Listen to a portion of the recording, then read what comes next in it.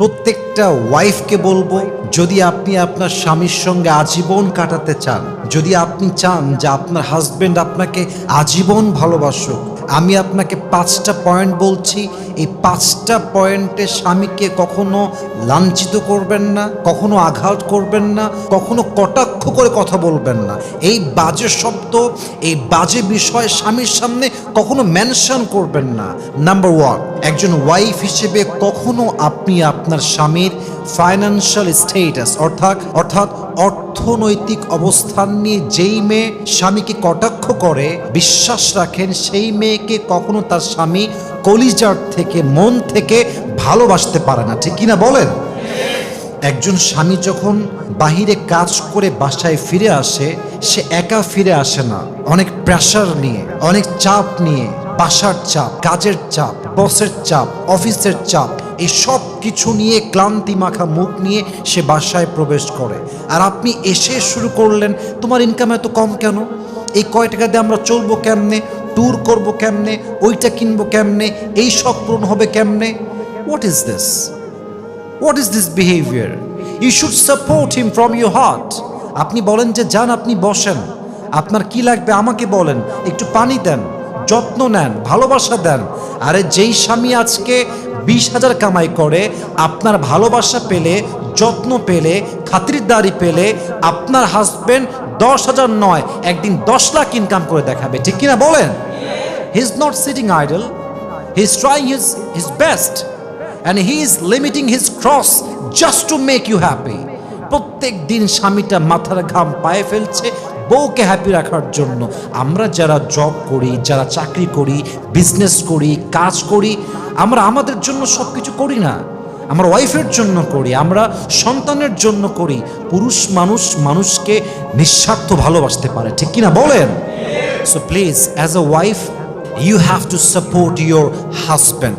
স্বামীকে কখনো তার অর্থনৈতিক অবস্থান দিয়ে কটাক্ষ করতে যাবেন না। আল্লাহর হাবিব সাল্লাল্লাহু আলাইহি ওয়াসাল্লাম বলেছেন, যেই স্ত্রীর মুখের কথায় স্বামী অসন্তুষ্ট, আল্লাহর জান্নাত তার জন্য হারাম। নাউজুবিল্লাহ বলেন সবাই। এই জন্য প্লিজ আমার প্রিয় বোন, আমার শ্রদ্ধাভাজন মা, আমার রেসপেক্টেড সিস্টার, প্লিজ আপনার হাজবেন্ডকে কখনো অর্থনৈতিক অবস্থান নিয়ে কটাক্ষ করবেন না, বরং সাপোর্ট দিবেন। আল্লাহ প্রত্যেকটা মা বোনকে বোঝার তৌফিক দান করুক। আমরা সকলেই জবান খুলে পড়ছি আমিন। 2 নাম্বার, আপনার স্বামীকে কখনো তার অভ্যেস নিয়ে, তার ড্রেস নিয়ে, তার চলাফেরা নিয়ে তুচ্ছ তাচ্ছিল্য করে কথা বলবেন না। মনে করেন যে আপনার হাজবেন্ড ম্যাক্সিমাম টাইম লুঙ্গি পরে, মনে করেন আপনার হাজবেন্ড সবসময় হাসি খুশি থাকতে পছন্দ করে, মনে করেন আপনার হাজবেন্ড কথা বলতে গিয়ে একটু তোতলায়, কথাটা অতটা ক্রিস্টাল ক্লিয়ার না, একটু অস্পষ্ট, মনে করেন আপনার হাজবেন্ড অন্যদের মতো স্মার্টলি ইংরেজি বলতে পারে না, কিন্তু আপনি যদি আপনার হাজবেন্ডের উইকনেসকে নিয়ে মানুষের সামনে ফান করেন, তাকে ক্রিটিসাইজ করেন, এটা আপনি যতই বলেন যে আমি ফান করেছি, মজা করে বলেছি, বাট এটা হিউমিলিয়েশন হয়ে যায়, এটা অবজ্ঞা হয়ে যায়। এবং আমি একটা কথা বলছি প্রত্যেকটা মেয়েকে, এটা আপনারা কলিজায় লিখে নেবেন, একজন স্বামীকে পুরো পৃথিবীর মানুষ খারাপ বললেও স্বামী ভেঙে পড়ে না, কিন্তু একজন স্বামী ঠিক তখন ভেঙে পড়ে যখন তার বাড়ির বউ তাকে মিথ্যা অবাদ দিয়ে কথা বলে। ঠিক কিনা বলেন?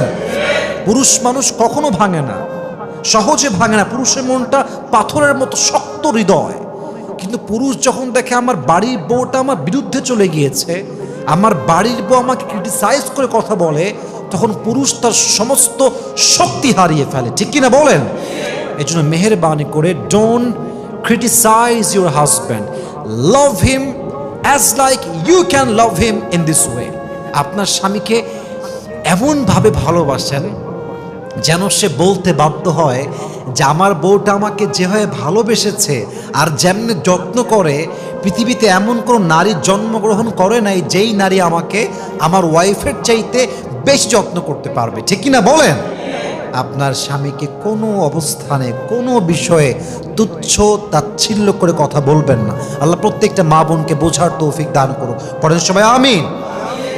3 number, respect the profession of your husband. অনেক মেয়ে বলে যে তুমি এই চাকরি করো, তুমি এই 2 টাকার ব্যবসা করো, তোমার এই সামান্য চাকরি। এই প্রফেশনকে সম্মান না করার জন্য অনেক পুরুষ ভেঙে যায়। মাথায় রাখবেন, একটা পুরুষ ব্যবসা করছে এখন, আজকে তার প্রফিট 20,000 টাকা, জাস্ট ফর অ্যান এক্সাম্পল, কিন্তু প্রফিট তো সারা জীবন 20,000 থাকবে না, তো একদিন 20 লাখে যাবে, একদিন 20 কোটি পর্যন্ত যেতে পারে কি পারে না? আপনার স্বামী গার্ড হতে পারে, আপনার স্বামী একজন দিনমজুর হতে পারে, রাখাল হতে পারে, রিক্সা চালক হতে পারে। আপনি বলবেন যে যান, আপনি যাই করেন, আপনি তো হারাম কামাই করছেন না, আপনি তো হালালে আছেন। আমরা হালাল কামাই করছি, হারাম খাচ্ছি না। আরে ভাই, কত স্বামী আছে 30 লাখ টাকা ইনকাম করে অবৈধ পথে, বাট তার বউ 30 লাখেও সুখী নয়। এবং একজন যুবক রিক্সা চালায় খায়, ইনকাম মাত্র মাসে 7,000 টাকা, 10,000 টাকা হালাল ইনকাম, বউটা খুশি, স্বামীও খুশি, ডিমান্ড কম, একে অপরকে ভালোবাসে, অল্প টাকায় সেই বরকত আছে যা 30 লাখ টাকার মধ্যে নাই। ঠিক কিনা বলেন? আপনার স্বামীর প্রফেশন নিয়ে কটাক্ষ করবেন না। মাথায় রাখবেন, work doesn't define a man but character does. মানুষের যোগ্যতা, মানুষের কাজ, এটা দিয়ে মানুষকে জাস্টিফাই করা যায় না। মানুষকে ডিফাইন করতে হলে মানুষের চরিত্র দিয়ে তাকে ডিফাইন করতে হবে। ঠিক কিনা বলেন? একজন অনেক বড় ব্যবসায়ী হতে পারে, বাট তার চরিত্র খারাপ, এই মানুষটা কখনো ভালো মানুষ হতে পারে না। এই জন্য প্লিজ আপনার স্বামীর প্রফেশন নিয়ে কটাক্ষ করতে যাবেন না। আল্লাহ প্রত্যেকটা মা বোনকে বোঝার তৌফিক দান করুন। পরে সবাই আমিন। 4 number, it's very sensitive. It's very sensitive. I think a lot of women, they have this fault. এটা খুব বাজে একটা স্বভাব। অনেক মেয়ে কথায় কথায় অভিযোগ করে, এইটা নাই, ওইটা নাই, এইটা খারাপ, ওইটা খারাপ, আমার এই বাড়ি পছন্দ না, আমার এই আলমারি পছন্দ না, আমার এই শোকেস পছন্দ না, আমার এই ড্রেসিং টেবিল পছন্দ না, এইটা চেঞ্জ করো, এটা ভাল লাগে নাই, তোমার মায়ের ওই কথা ভাল লাগে নাই, তোমার বোনকে ভাল লাগে না, তোমার এই কথা পছন্দ না। সারাটা দিন, all the day long she complains a lot. সারাদিন অভিযোগ, এইটা হবে না, এইটা চাই না, ওইটা ভাল লাগে না। এই অভিযোগের জন্য স্বামী একটা পর্যায়ে গিয়ে একদম বিরক্ত বোধ হয়ে যায়, একদম বিরক্ত হয়ে যায়, এবং এই সম্পর্ক একদিন তালাক পর্যন্ত গড়ে যায়। ঠিক কিনা বলেন?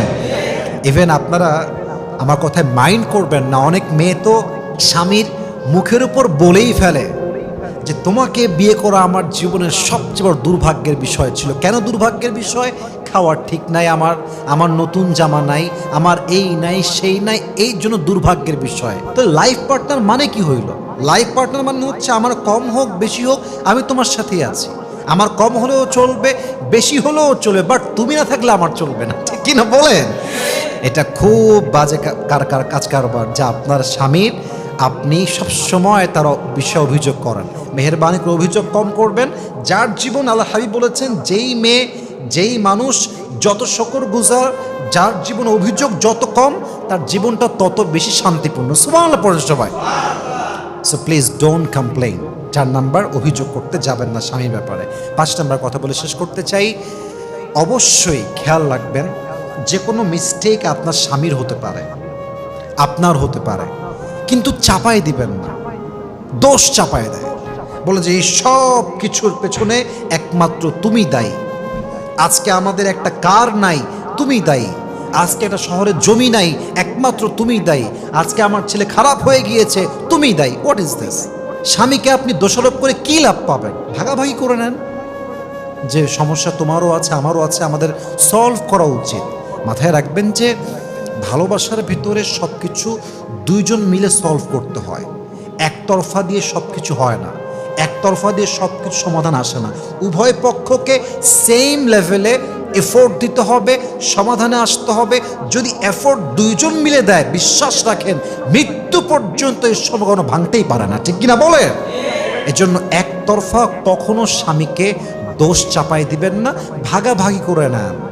দোষ যত চাওয়াবেন, স্বামী ভালোবাসা তত কমতে থাকবে। আল্লাহ আমাদের প্রত্যেকটা মা বোনকে এই 5টা বাজে গুণ থেকে, 5টা বাজে বিষয় থেকে হেফাজত করুক। আমরা সকলেই মন খুলে পড়ছি আমিন।